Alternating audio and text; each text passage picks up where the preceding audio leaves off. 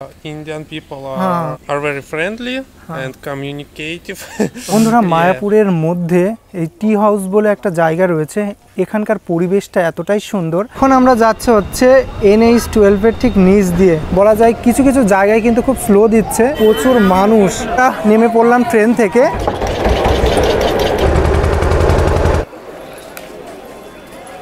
ভ্রমণপ্রিয় বাঙালিদের শীতের সময় আসলে ঘোরাঘুরি কিন্তু করাই চাই। তো কলকাতা থেকে কলকাতার আশেপাশে রয়েছে প্রচুর এমন শীতকালে ভ্রমণের জায়গা। তো আজকে আমি যাব কলকাতা থেকে, বলা যায় যে কিভাবে খুব সহজে ট্রেনে করে, তাও আবার নতুন ট্রেনে করে মায়াপুরে যাওয়ার, এবং অটো বা টোটোতে না এসে ডাইরেক্ট কৃষ্ণনগরে এসে কিভাবে ট্রেনে করে আপনারা মায়াপুর যাবেন সেই ভিডিওই কিন্তু থাকছে। তো আজকে আমি যাদব সম্পূর্ণ ডিটেলসে দেখাবো যে টোটো অটো থেকে অনেক কম খরচে নতুন ট্রেনে করে, যেটা কৃষ্ণনগর থেকে আমঘাটা পর্যন্ত যাচ্ছে, ট্রেনের টাইম টেবিল সহ সমস্ত ডিটেলস কিন্তু জানাবো। তো এখন আমি আছি ওভারব্রিজে। আপনারা যদি ট্রেনে করে যান তাহলে সরাসরি কৃষ্ণনগরে চলে আসবেন। দিনে কিন্তু 3টে ট্রেন ছাড়ে, একটা হচ্ছে দিনের বেলা হচ্ছে সকাল 6টা 45 মিনিটে, আর একটা হচ্ছে দুপুর 1:30টায়, আর একটা হচ্ছে সন্ধ্যা 9টা 15-র দিকে। মাত্র 15 মিনিট কিন্তু টাইম লাগে কৃষ্ণনগর থেকে আমঘাটা স্টেশন যেতে। তো এখন আমি আছি ওভারব্রিজে। এখন দেখতে পাচ্ছেন, আপনারা যদি চান যে অটোই করে যাবেন তাহলে কিন্তু এই ওভারব্রিজের পাশেই বা 1 নম্বর প্ল্যাটফর্মের পাশেই আছে এই অটো স্ট্যান্ড। আপনারা কিন্তু এই অটো স্ট্যান্ড থেকেও যেতে পারেন, তবে এই অটোতে করে যেতে হলে কিন্তু আপনাদের এখান থেকে মাথাপিছু 35 কি 40 টাকা কিন্তু লাগতে পারে।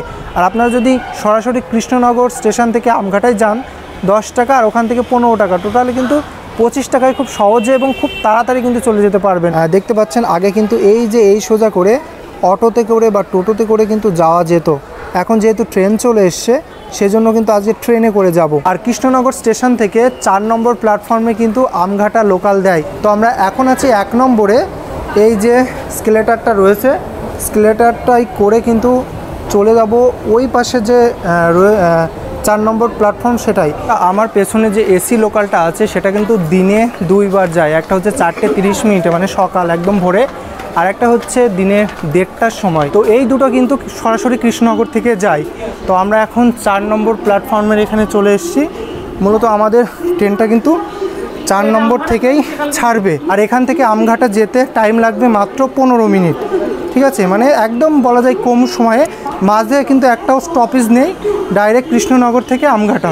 এটা কিন্তু 3 নম্বরে দাঁড়িয়ে আছে এখন কৃষ্ণনগর শিয়ালদা এসি লোকাল, আর আমরা কিন্তু আছি 4 নম্বর প্ল্যাটফর্মে। দেখুন অনেকেই কিন্তু রয়েছে। তো এখানে যারা যারা আছে মূলত সবাই কিন্তু আমঘাটা পর্যন্তই যাবে। আপনারা যদি শান্তিপুর থেকে ডিরেক্ট আসতে চান তাহলে কিন্তু শান্তিপুর থেকে সকাল 8টায় একটা ট্রেন ছাড়ে সরাসরি কৃষ্ণনগর আসার, আর শান্তিপুর থেকে টাইম লাগে প্রায় 38 মিনিটের মতো, মানে 8টা 38-এ কিন্তু আপনারা কৃষ্ণনগরে পৌঁছে যাবেন। কৃষ্ণনগর থেকে আমঘাটার ডিস্টেন্স প্রায় 9 কিলোমিটারের মতো, যেটা শিয়ালদা থেকে 10টা 52 যে কৃষ্ণনগর সিটি লোকাল ছাড়ে সেই ট্রেনটাই কিন্তু কৃষ্ণনগরে এসে আমঘাটা লোকাল হয়ে যায়। আর এটা কিন্তু 4 নম্বর প্ল্যাটফর্মে আসে। দেখুন 4 নম্বর প্ল্যাটফর্মটা কিন্তু এতটাই বড়, 4 আর 5টা পুরোটাই কিন্তু শেড দেওয়া, খুব ভালো কিন্তু একটা প্ল্যাটফর্ম। আর এই প্ল্যাটফর্মটা কিন্তু যারা কাপল ছিল তাদের জন্য কিন্তু বেস্ট একটা প্ল্যাটফর্ম ছিল, এখনও অবশ্য আছে। তো দেখা যাক ট্রেনটা কোন টাইমে ঢোকে। এখন বাজে হচ্ছে 1:30টায়, আর সেই 1:30টার যে এসি লোকালটা রয়েছে সেটা কিন্তু এখন যাচ্ছে। দেখুন যাওয়ার দৃশ্যটা কিন্তু বেশ সুন্দর লাগছে। ঘড়ির কাঁটায় এখন বাজে 1:43, প্রায় 13 মিনিট লেট করে এই যে কৃষ্ণনগর আমঘাটা লোকাল কিন্তু ঢুকলো। বলা যায় যে অনেকটাই লেট করেছে আজকের দিনে। কালকে 17 তারিখ ছিল, আজকে 18 তারিখ। 17 তারিখে ছিল কমার্শিয়াল রান, আর 18 তারিখে কিন্তু এই যে ট্রেনটা প্রায় 13 মিনিট লেট করে ঢুকেছে। ভিড়টা কিন্তু দেখার মতন ভিড়, যেহেতু একদম ডিরেক্ট শিয়ালদা থেকে আসছে এজন্য ভিড়টা কিন্তু অনেকটাই ভিড়।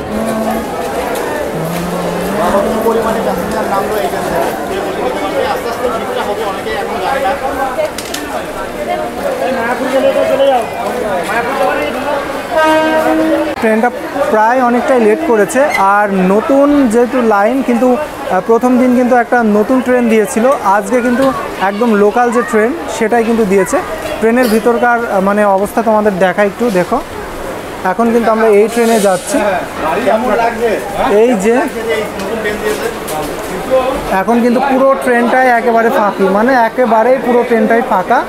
তো দেখতে পাচ্ছেন যেহেতু একটা স্টপেজ, এই জন্য যারা বিশেষ করে মায়াপুর নবদ্বীপ যাবে তাদের জন্যই বলা যায় ট্রেনটা বেস্ট। এখন কিন্তু কৃষ্ণনগর থেকে আমঘাটা যাওয়ার উদ্দেশ্যে কিন্তু ট্রেনটা ছেড়ে দিল।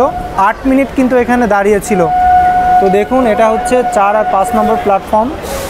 পুরো প্ল্যাটফর্মটাই কিন্তু মানুষে ভরে গেছিলো যখন এই ট্রেনটা নামে আর কি। এখান থেকে মাত্র 15 মিনিটে কিন্তু আমরা পৌঁছে যাচ্ছি আমঘাটাতে।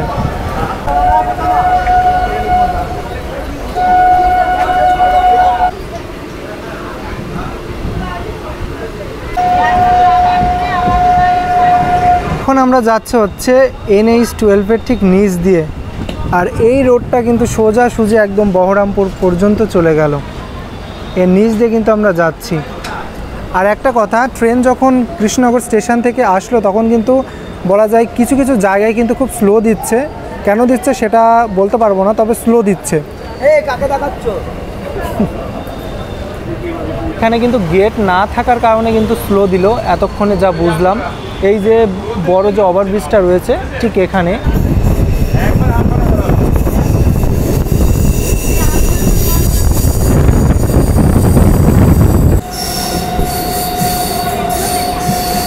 আর একটা জিনিস কিন্তু ভালো লাগলো, এই ট্রেনটা যেহেতু আমঘাটা পর্যন্ত যাচ্ছে, এখানকার যারা মানুষ আছেন, ছোট ছোট বাচ্চারা আছে, তারা কিন্তু লাইনে এই যে রাস্তায় দাঁড়িয়ে দাঁড়িয়ে কিন্তু তারা দেখছে। এই জিনিসটা কিন্তু খুবই ভালো লাগে, যেহেতু অনেক বছর পরে যে ট্রেন সেটা দেখার জন্য কিন্তু বাচ্চারা বিশেষ করে এখানে এসে দেখছে।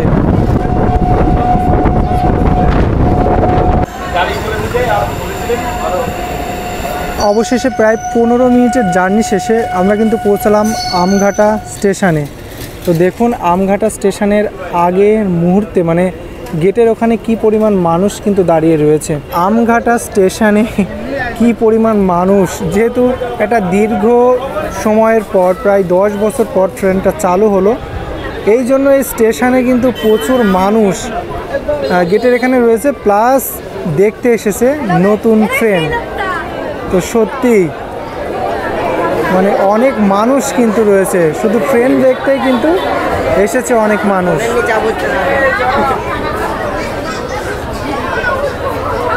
দেখুন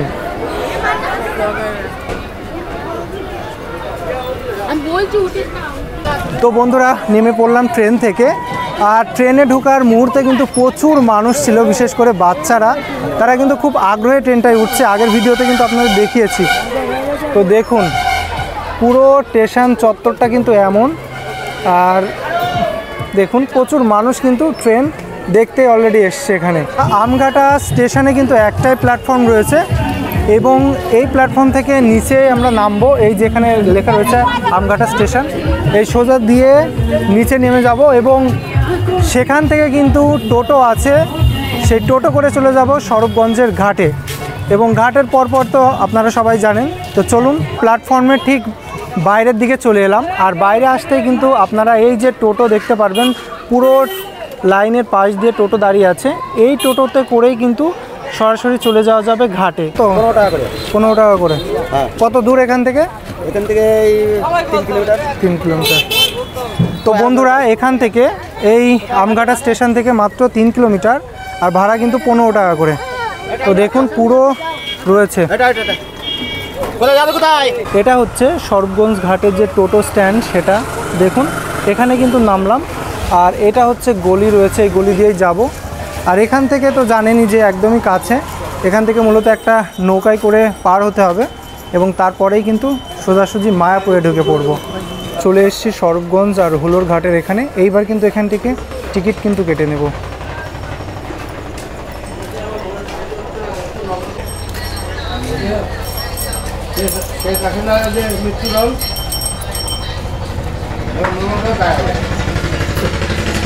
টিকিট কিন্তু কেটে নিলাম, আর প্রতিজন কিন্তু 3 টাকা করে, ঠিক আছে। আর এই যে এখন কিন্তু সেই নৌকাটা কিন্তু আসবে, এই যে। আর টিকিটটা কাটা হয়ে গেল, এখন নৌকার কাছে যাচ্ছি। এই যে বোট কিন্তু এখন আসছে, দেখুন কি সুন্দর লাগছে পরিবেশটা।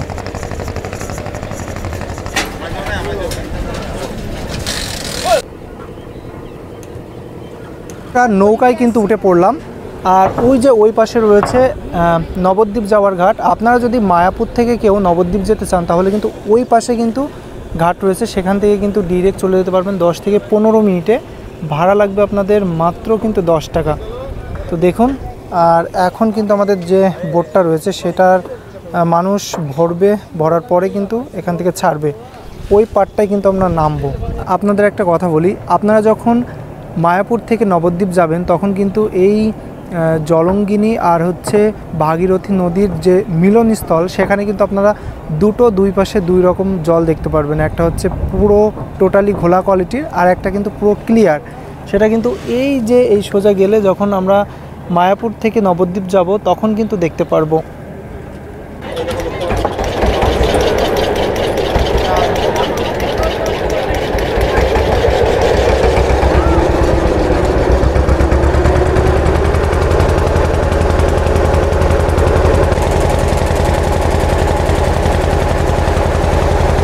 যারা নবদ্বীপ থেকে আসে তারা কিন্তু এই দিক থেকে কিন্তু সরাসরি চলে আসে, যে লঞ্চটা আপনারা দেখতে পাচ্ছেন সেটা।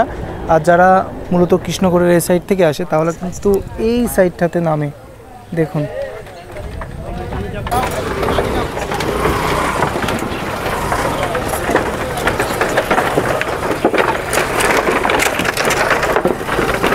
এই যে বাসগুলো আপনারা দেখতে পাচ্ছেন এইগুলো কিন্তু অন্য জায়গা থেকে আসে, বিশেষ করে কৃষ্ণনগর থেকে অনেকে আসে বাসে করে, বা বহরমপুর অন্যান্য সাইড থেকে যারা আসে তারা কিন্তু এইসব বাসে করে কিন্তু আসে।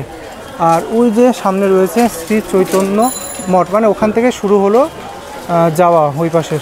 তো বন্ধুরা, এটা হলো নবদ্বীপ যাওয়ার যে লঞ্চ ঘাট, সেটা কিন্তু এটা। তো যেটা আমরা দেখাচ্ছিলাম, আপনারা যদি মায়াপুর থেকে সরাসরি নবদ্বীপ যেতে চান তাহলে কিন্তু ওই যে হুলোর ঘাটটা রয়েছে তার ঠিক পাশেই কিন্তু রয়েছে এই নবদ্বীপ ঘাট। হুলোর ঘাট থেকে নেমে বা নবদ্বীপের এই ঘাট থেকে নেমে তোমরা কিন্তু হোটেল দেখতে পারবে, প্রচুর কম দামে কিন্তু থাকতে পারবে। একদম ঘাটের কাছাকাছি হোটেলগুলো নিলে মোটামুটি 500-600 মধ্যেই কিন্তু থাকতে পারবে।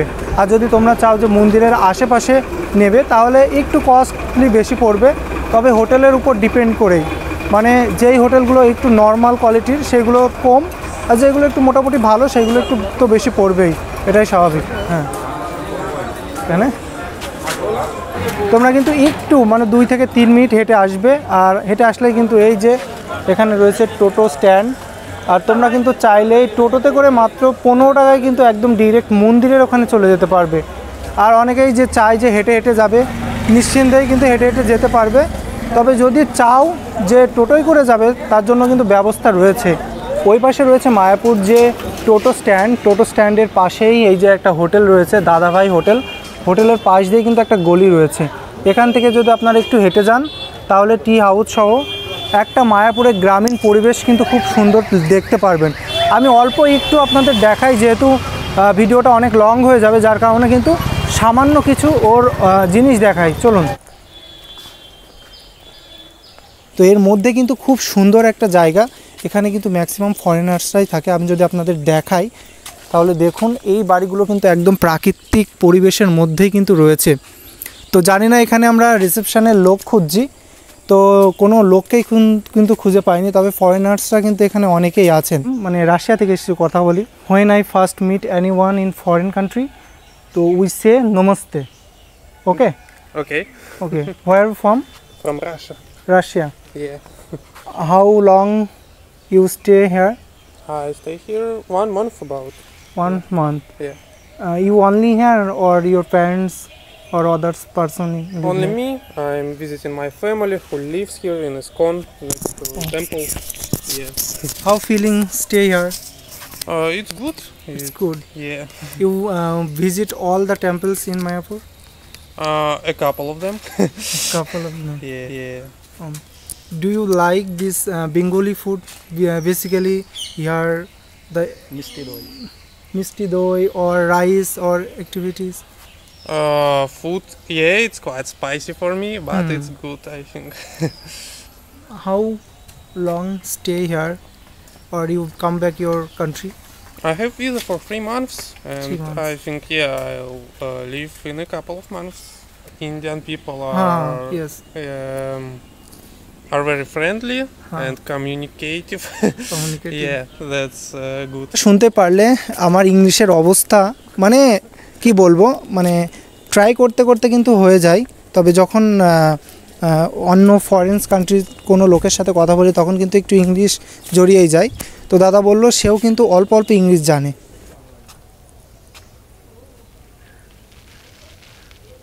মায়াপুরের মধ্যে এই টি হাউস বলে একটা জায়গা রয়েছে, এখানকার পরিবেশটা এতটাই সুন্দর, আমি পুরোটা ভিডিও করতে গেলে আমার টোটালি একটা ভিডিও করতে হবে।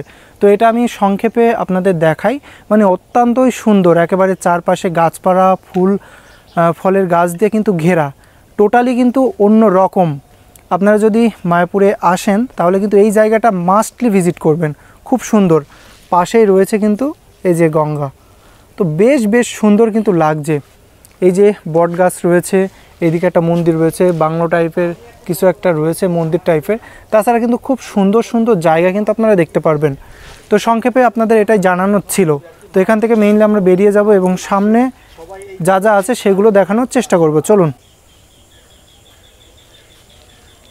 যার জন্য মূলত আমরা এখানে এলাম, মানে এই টি হাউসটা এলাম, সেটা হচ্ছে এই যে এই বাড়িটা দেখতে পাচ্ছেন, বাড়ি না, এটা অনেকটা সব কোয়ালিটির রয়েছে, এটা হচ্ছে টি হাউস। আর এখানকার পরিবেশটা জাস্ট মাইন্ড ব্লোয়িং, বাঁশের ব্রিজ থেকে শুরু করে পুরো ওয়েদারটা যেন একটা অন্য রকম ভাইব কিন্তু ক্রিয়েট করবে। অসাধারণ একটা মাইন্ড ব্লোয়িং প্লেস, যেই প্লেসটাতে আসলে পরে আপনারা কিন্তু মানে কি বলবো, আপনাদের মন কিন্তু একেবারে ভালো হয়ে যাবে। তো এই জায়গাটায় মাস্টলি ভিজিট করবেন।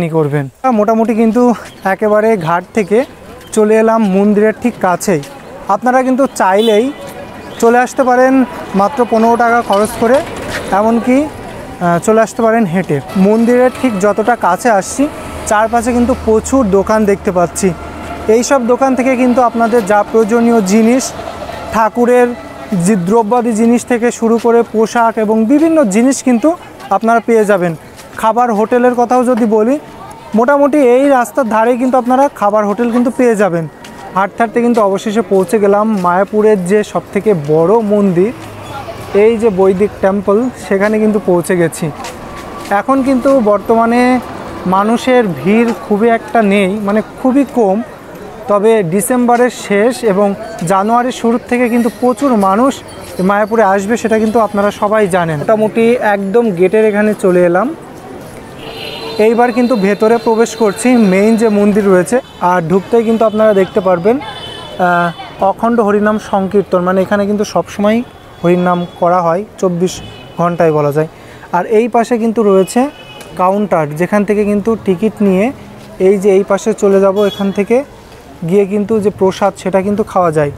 তবে অনেক টাইম রয়েছে এখানে, যে প্রসাদটা দেয় তার কিন্তু সবসময় দেয় না, সেটা কিন্তু একটা নির্দিষ্ট টাইম অবধি দেয়, সেটা কিন্তু মাত্র 50 টাকা। 1 থেকে 3 বছরের যে বাচ্চারা রয়েছে তাদের কিন্তু কোনো কুপন কিছুই লাগবে না। এটার ওখান থেকে এলাম, আর কেন জানি না ভিডিও করতে দিচ্ছে না, নিশ্চয়ই কোনো কারণ আছে। যাই হোক, ওই দিক থেকে মানে যে মেইন গেটটা রয়েছে সেখান থেকে কিন্তু চলে এলাম এই যে এই মন্দিরের এখানে। আর এই মন্দিরটা কিন্তু সবথেকে প্রথম মন্দির, প্রভুপাদের যে ইয়েটা আর কি।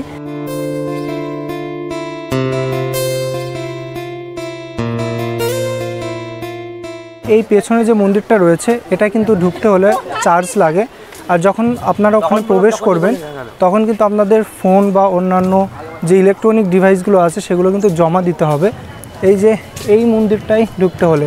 তো সেটা কিন্তু এই জায়গাটাই করা হয়। তো দেখুন সমগ্র জিনিস কিন্তু এই যে বিনামূল্যে জুতো রাখুন এখানে কিন্তু রাখতে হবে, আর রেখে কিন্তু এই লাইন ধরে এই মন্দিরে প্রবেশ করতে হবে। তো যারা চান এখানে এসে প্রবেশ করতে, ভেতরে দেখতে চান তাহলে কিন্তু দেখতে পারেন। আর ভেতরে যা যা আছে আমি যদি আপনাদের একটু বলে দিই, শ্রী প্রভুপাদের মানে ব্যবহৃত অনেক কিছু কিন্তু এখানে আপনারা পেয়ে যাবেন দেখতে। তো সেইগুলোই মূলত ওর মধ্যে আছে। তাছাড়াও অনেক কিছু আছে স্বামী বিবেকানন্দ থেকে শুরু করে যারা ধর্ম প্রচার করেছেন, সনাতন ধর্ম দ্বারা প্রচার করেছেন, তাদের মূলত সমস্ত কিছুই কিন্তু এখানে আছে। তো এই যে জায়গাটা রয়েছে এখানে কিন্তু আপনাদের জুতো বা অন্যান্য দ্রব্য সামগ্রী নিয়ে যেতে হবে। আর এখন কিন্তু আজকে হচ্ছে 18ই নভেম্বর, মানুষ কিন্তু তেমন একটা দেখতে পাচ্ছি না বিকেলের পরিবেশটা। ডিসেম্বরের শেষ আর ডিসেম্বরের শুরু থেকে কিন্তু প্রচুর মানুষ কিন্তু এখানে আসে।